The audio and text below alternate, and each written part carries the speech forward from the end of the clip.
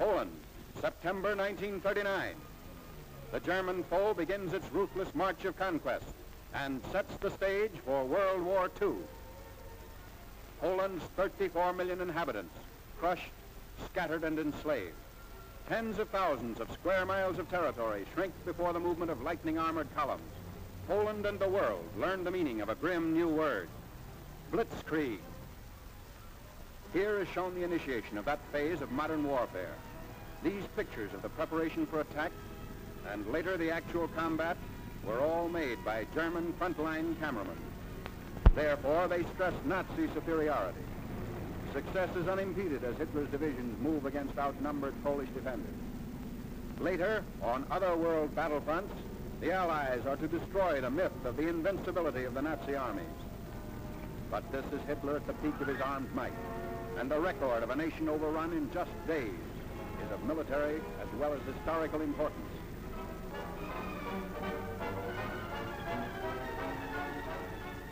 The spark is set off in the free city of Danzig. Nazi secret agents had long plotted the revolt against law and order. Germany called it liberation. The world knew that Danzig represented the ignition of the European powder keg, the excuse for Hitler's hordes to begin their destructive campaign of conquest. Here is the historic last stand of Danzig's loyal defenders. They're entrenched in the city's post office and under repeated fire of Nazi-trained militiamen.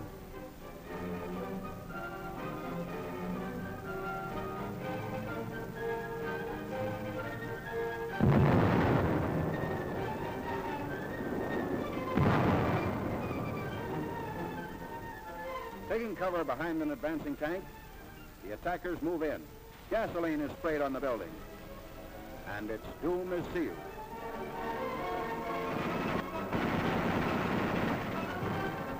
On September 1st, Danzig is incorporated into the Reich, and all Europe is aflame. World War II is a reality. Nazi regulars move up. The Germans brazenly call it counterattack with pursuit. The civilized world knows it as the unleashing of unheard-of military might.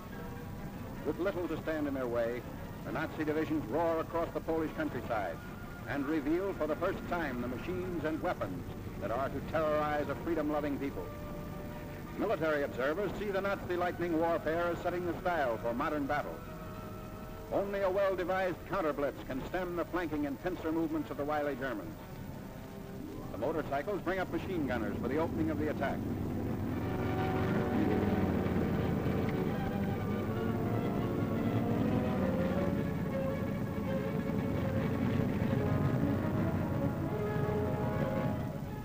Camouflage is used to best advantage.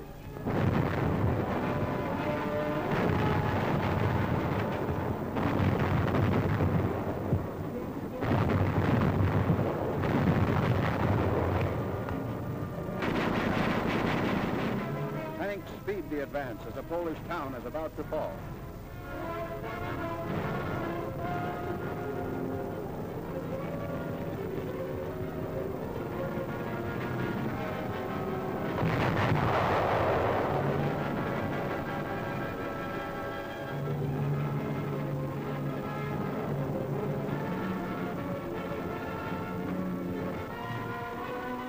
Before the day is out, the Nazis have occupied the town, which is still burning and in complete ruins.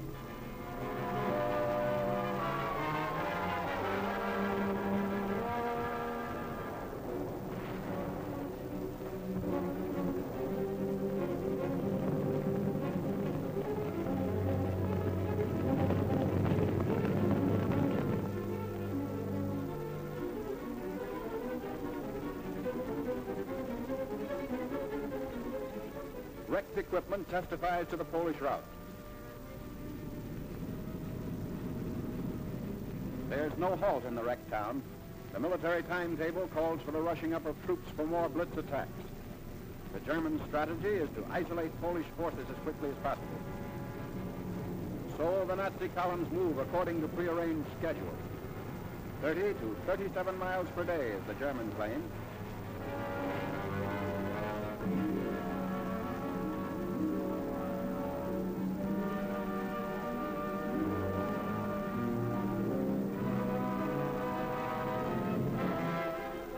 A strategic bridge across the Vistula River has been blown up by retreating Polish soldiers.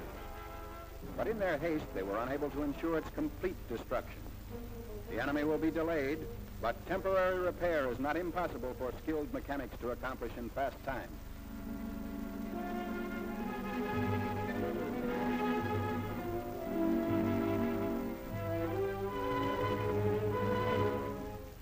A German sapper detachment sent ahead of the fighting unit goes to work. These men are trained to construct emergency roads as well as bridges.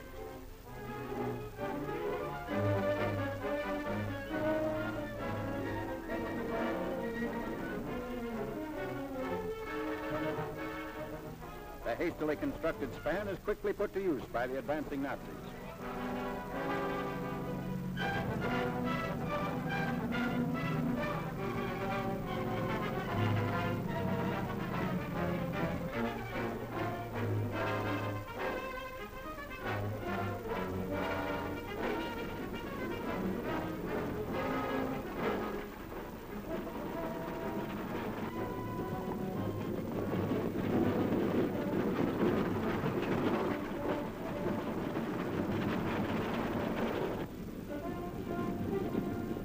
Many units don't even wait for the repairs. When bridges are scarce, shallow waters are forded.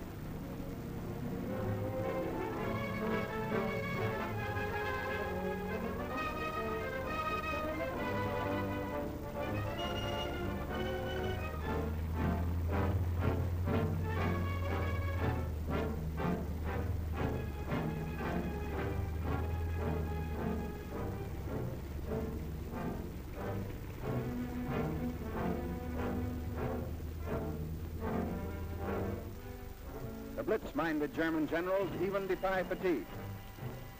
Long lines of tired troops are kept moving against the Poles. The operation is based on the principle that contact, once made, should never be lost. Naps are snatched on the move.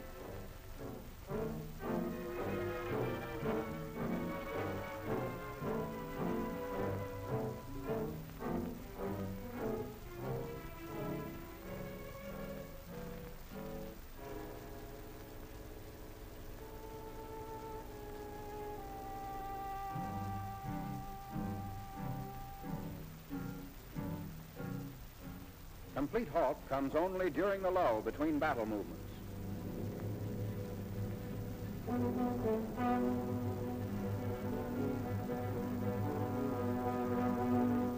At all times, weapons are kept clean and ready for instant use. This enemy of ours has mastered every technique necessary to the maintenance of efficient fighting contingents.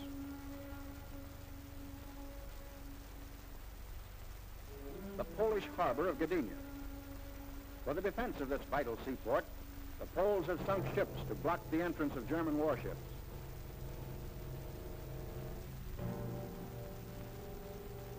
The Nazis direct their fire across the harbor. Military and naval forces are cooperating to bring about complete destruction of Polish defense installations.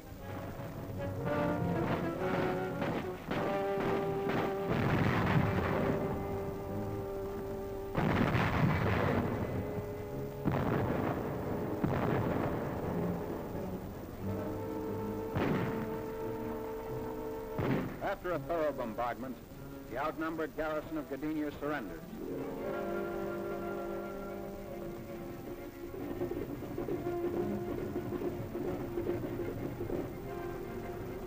The Nazi air arm plays a major role in the wanton destruction of Polish territory.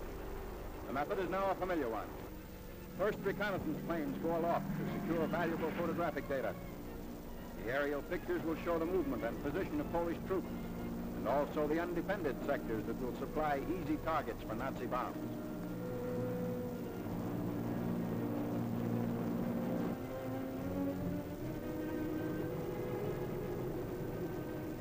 Immediately on landing, the valuable pictures are rushed to the field developing unit. Germans have stated that information thus revealed has formed the base for much of their decisive military operations in Poland. This photograph reveals a truck convoy, closely bunched at a crossroads.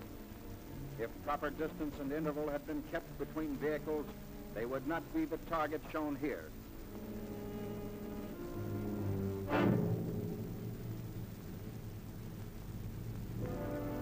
ground and Air Force raids are worked out with greater unity through the use of the aerial photographs.